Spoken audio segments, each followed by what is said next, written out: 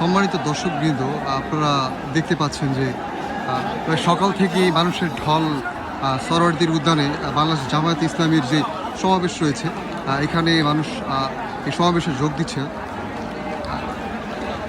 আপনাদের যদি দেখাতে চাই তাহলে দেখতে পাবেন যে আসলে সরোয়ার্দীর এক একটা কোণা প্রায় মানুষে ভর্তি হয়ে গিয়েছে। কিঞ্চিত পরিমাণ জায়গা নেই এখনই। প্রোগ্রাম কিন্তু এখনও শুরু হয়নি। প্রোগ্রাম শুরু হওয়ার আগেই মানুষের যে পরিমাণের আসলে ঢল শুরু হয়েছে, আশঙ্কা করা যায় যে এটি এটি সরোয়ার্দী উদ্যানের সর্ববৃহত্তম সমাবেশ হতে যাচ্ছে। আসলে বাংলাদেশ জামাত ইসলামীর আজকের যে সমাবেশ, এটি আসলে 7টি দাবির পরিপ্রেক্ষিতে আসলে অনুষ্ঠিত হয়েছে। যারা সমাবেশের মাধ্যমে 7টি দাবি আসলে উপস্থাপনা করবেন।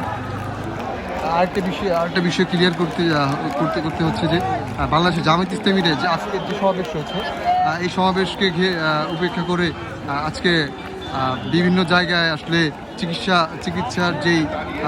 চিকিৎসার জন্য চিকিৎসা ক্যাম্প এবং প্রচুর পরিমাণে খাবার সরবরাহ করা হয়েছে, পানি সরবরাহ করা হয়েছে।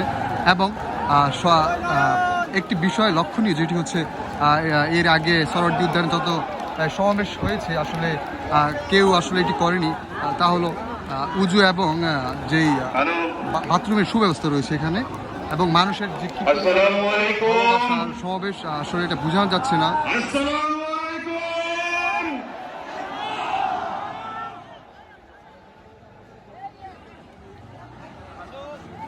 আসলে মানুষের যে কি পরিমাণের ঢল, আসলে আপনি দেখতে পাচ্ছেন যে মানুষ আসলে সমাবেশে কিভাবে যোগ দিচ্ছে।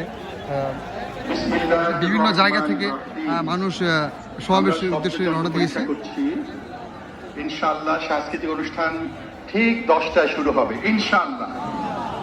তার আগে একটু প্রস্তুতি আমরা করে নিচ্ছি। আশা করি সুন্দর একটি অনুষ্ঠান আপনাদের সামনে উপস্থাপন